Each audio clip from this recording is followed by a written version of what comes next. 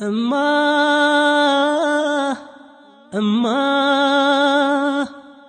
የጎጆአችን ማገር ግርማ የፊትሽ ቁንጅና ገረመኝ የጥርስሽ ንጣቱ ዛሬ ካንቺ ባጣው የኔ ዓለም አመመኝ በብርቱ ነፍስ ሳቆንና ነገሩን ሳቴነው ቆይቼ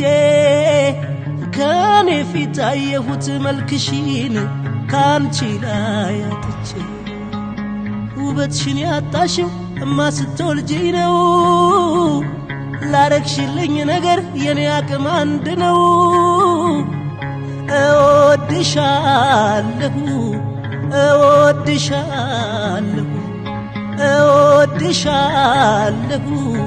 እወድሻለሁ